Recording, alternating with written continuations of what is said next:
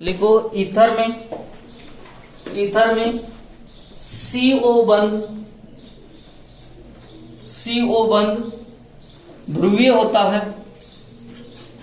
CO बंध ध्रुवीय होता है।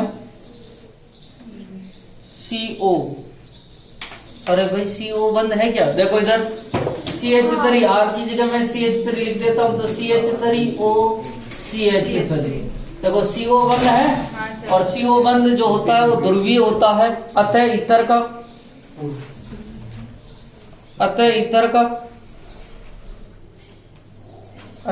का नेट द्विध्रुव आघूर्ण शून्य नहीं होता है। नेट द्विध्रुव आघूर्ण शून्य नहीं होता है। इधर देखना CH3O CH3 इस प्रकार की संरचना होती है। अब यहां पर बात करें कि कार्बन और ऑक्सीजन में से किसकी विद्युत ऋणता ज्यादा है? भैया ऑक्सीजन। तो द्विध्रुव आघूर्ण की दिशा इस तरफ होगी, दूसरे द्विध्रुव आघूर्ण की दिशा इस तरफ होगी और दोनों का जो परिणामी है वो किसकी तरफ चला जाएगा? ऊपर की ओर। क्या म्यू का मान 0 हुआ है? नहीं। म्यू का मान 0 कब होता है? जब दोनों एक दूसरे के जो है आमने सामने हो या एक दूसरे के विपरीत हो, तब म्यू का मान क्या होता है? 0। अरे म्यू बराबर होता है द्विध्रुव आघूर्ण। ठीक है, नेक्स्ट दूसरा पॉइंट लिखना। ईथर में अल्प ध्रुवीयता पाने के कारण, या ऐसा लिखो ईथर में अल्प ध्रुवीयता पाए जाने के कारण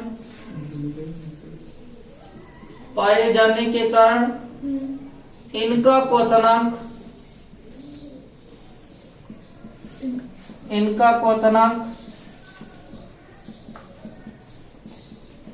लगभग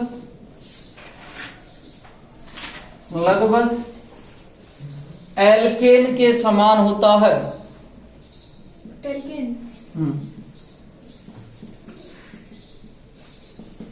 लगभग एल्केन के समान होता है। किसके समान होता है? एल्केन।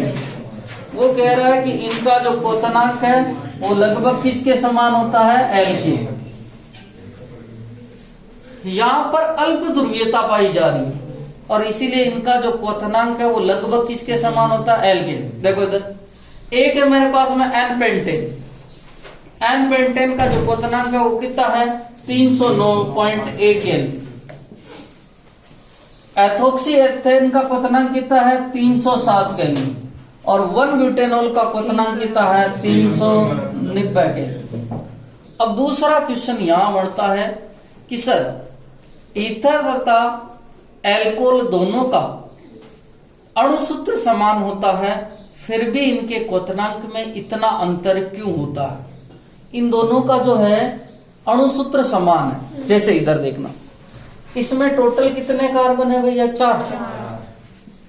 हाइड्रोजन कितने हैं? 10 और ऑक्सीजन 1। इधर देखना CH3 CH2 4, इसकी पूरी संरचना बना देता हूं। अब गिनो, देखो कितने कार्बन है टोटल? 5। एक मिनट, 1 ब्यूटेनॉल है ना CH3। कितने को कार्बन है? 4। हाइड्रोजन कितने हैं? 10। 3 2 5 2 7 2 9 और 1 10। और ऑक्सीजन कितना है? 1। ठीक है, तो नेक्स्ट क्वेश्चन बन रहा है कि ईथर तथा एल्कोहल का अणुसूत्र समान होते हुए भी, अर्थात ये एक दूसरे के समावेवी है। जब किसी का अणुसूत्र समान होता तो वो एक दूसरे के क्या हो जाते हैं? समान। तो भी इनके क्वथनांक में अंतर होता है। क्यों? क्योंकि एथोक्सी एथेन अर्थात ईथर में हाइड्रोजन बंध जो होता है वो दुर्बल होता है, जबकि इनमें जो हाइड्रोजन बंध होता है वो क्या होता है? प्रबल। ठीक है, तो लिखें अभी, लिखना। हाँ, ये उतारो पहले, ये तीनों पॉइंट उतारना।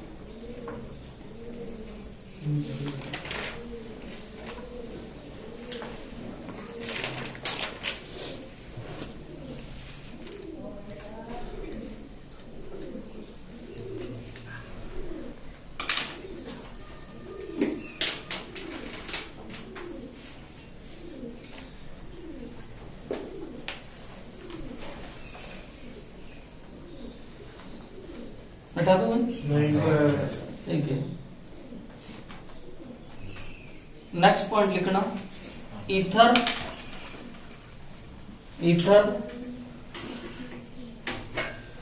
जल में, नेक्स्ट पॉइंट लिखो, ईथर जल में अल्प विलय होते हैं।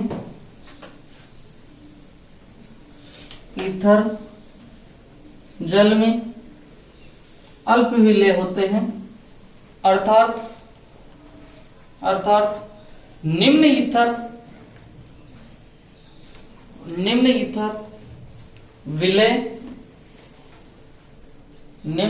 विलयशील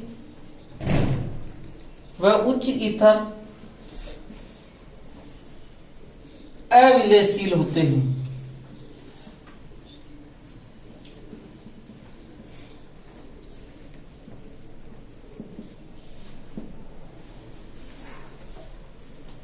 अब देखो, ईथर जल में क्या होते हैं, उच्च ईथर अविलयशील।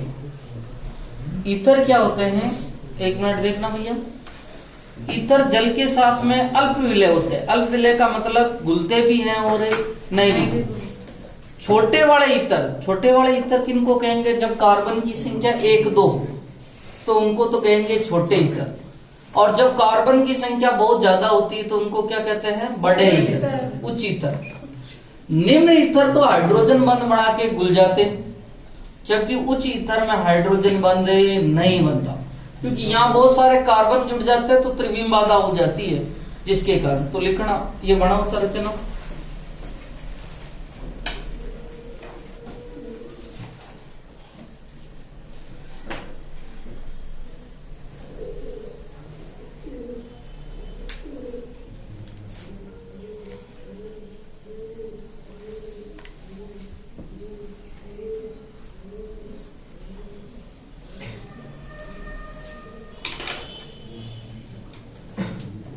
लिख दिया? हाँ। नेक्स्ट क्वेश्चन लिखो, क्वेश्चन लिखना, ईथर तथा एल्कोहल का अणुसूत्र समान होते हुए भी, ईथर तथा एल्कोहल का अणुसूत्र समान होते हुए भी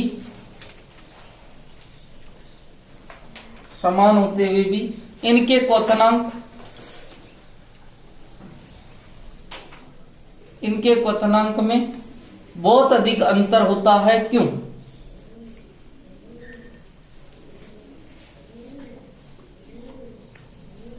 इनके क्वथनांक में बहुत अधिक अंतर होता है, क्यों?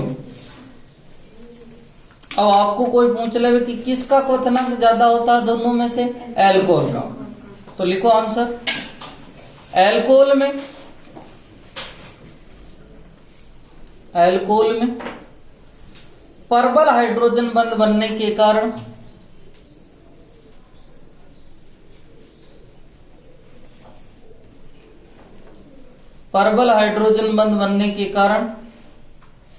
इनका क्वथनांक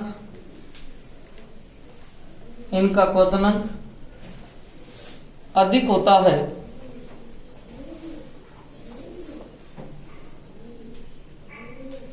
जबकि ईथर में दुर्बल हाइड्रोजन बंध के कारण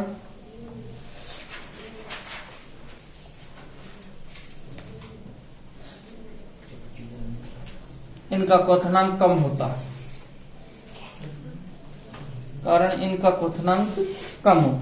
आपको कोई पूछ ले कि एल्कोहल का क्वथनांक सबसे ज्यादा मतलब अधिक क्यों होता है, तो उसका एक ही कारण है, प्रबल हाइड्रोजन बंध। नेक्स्ट हेडिंग लिखो,